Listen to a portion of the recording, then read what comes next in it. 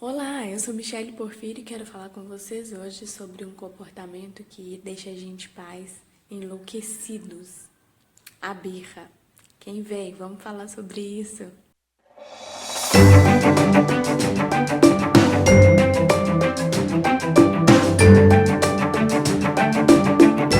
Grita, bate, morde. Ai, meu Deus, que loucura, que loucura.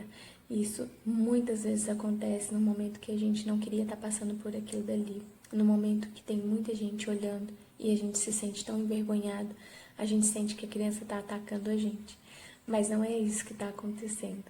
Na verdade, a criança está só manifestando aquilo que está no cérebro dela, que ela não consegue, né, dar conta daquilo dali. Nem a gente consegue, que é a parte do nosso cérebro chamada cérebro reptiliano, a parte mais primitiva que a gente tem.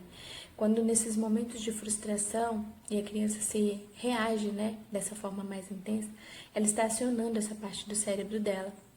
E aí ela não consegue controlar, porque ela tem reações de fuga ou reações de luta.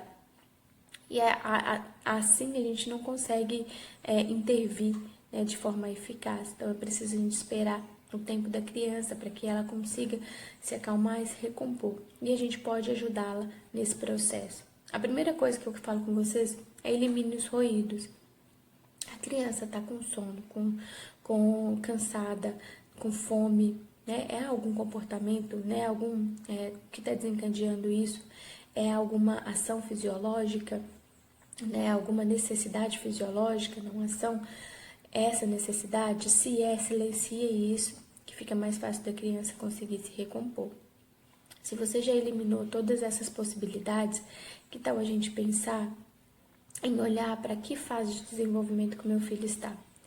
Quando a gente sabe a fase de desenvolvimento dele, fica muito mais fácil da gente entender e compreender o que é normal, o que não é, e aí pensar em possíveis soluções, e aí pensar em possíveis respostas a esses comportamentos, de que forma que eu posso agir.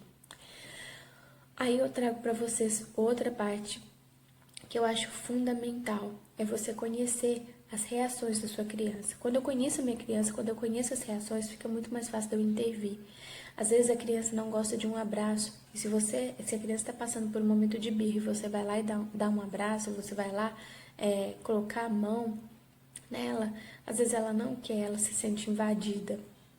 É preciso a gente reconhecer quem é a nossa criança para que a gente possa aceitá-la, para que a gente possa achar maneiras de realmente agir de forma respeitosa dentro daquilo que realmente importa, dentro daquilo que realmente merece, né, ser olhado e acolhido. E se eu entendo que a minha criança não gosta de ser tocada, eu consigo respeitá-la, estar ali do lado, mostrar para ela que eu estou ali do lado, entendendo aquelas emoções e que eu vou passar com isso com ela, né? A gente vai passar por isso juntas. Mas eu não necessariamente preciso estar naquele momento de toque, de abraço, né? Às vezes é até desrespeitoso, porque muitas vezes a gente mesmo nem consegue aceitar isso quando a gente está num momento mais intenso com as nossas emoções. Outra coisa que eu queria falar para vocês é busque recursos que façam sentido, né, para você e para sua criança. Silenciar o ambiente, quando a gente está com muita gente, não chame a atenção da sua criança na frente dos outros. Chame ela para um canto mais reservado e converse com ela. Espere que ela vivencie e explore esses sentimentos, essas emoções, e aí depois você, isso longe de todo mundo, e aí depois você faz possíveis intervenções. Nunca no momento de raiva, a criança não vai escutar a gente, a gente não escuta no momento que a gente está com raiva.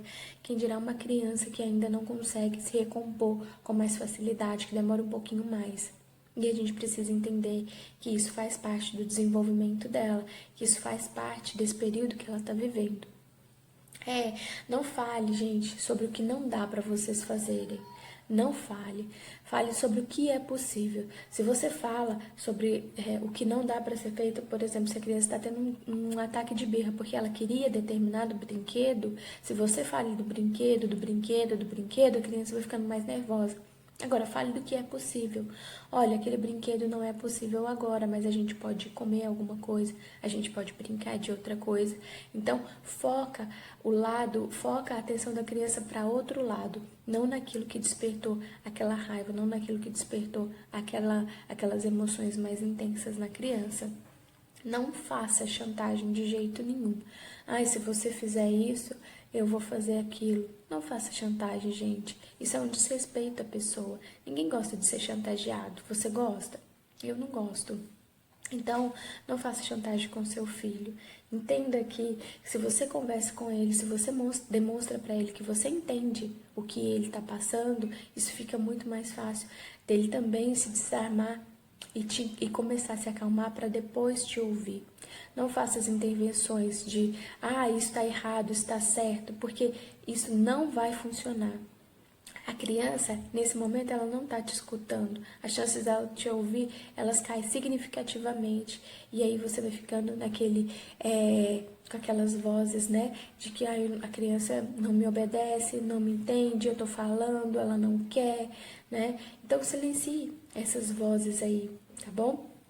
E entenda esse momento, né, da criança, entenda que isso é uma fase, que isso vai passar e que quando a gente nomeia, quando a gente acolhe, quando a gente mostra para a criança que a gente sabe do que ela está falando, que a gente está reconhecendo e que a criança tem razão de estar passando por aquilo dali, ela se desarma e ela começa a se acalmar e aí fica muito mais fácil da gente oferecer aquele abraço, da gente oferecer aquele aconchego e de trazer a criança para o momento dela mais tranquilo, né? Para trazer uma tranquilidade para o coração dela, porque ela viu em você um apoio. É isso, gente. Eu queria trazer para vocês. A última coisa que eu falo com vocês é descartem o nome birra, tá bom? A gente fala birra, mas é muito melhor se a gente falasse comportamento desafiador, momento de frustração. Quando a gente fala que a criança está tendo um ataque de birra, fica muito mais fácil da gente falar que a criança é birrenta, fica muito mais fácil da gente rotular a criança, porque a gente não está olhando para o comportamento, a gente está olhando para a criança. E nesse momento a gente tem que olhar para o comportamento da criança e não para a criança, porque a gente precisa silenciar o que é que está desencadeando aquelas reações diante de momentos de frustração.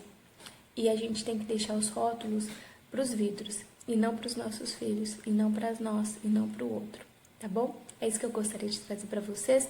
Espero que tenha feito sentido. Se você gostou, curte, compartilha, aperta o sininho para você receber mais notificações, que eu vou sempre trazer algo que eu acho que é importante para a gente entender, para a gente compreender, para a criação dos nossos filhos.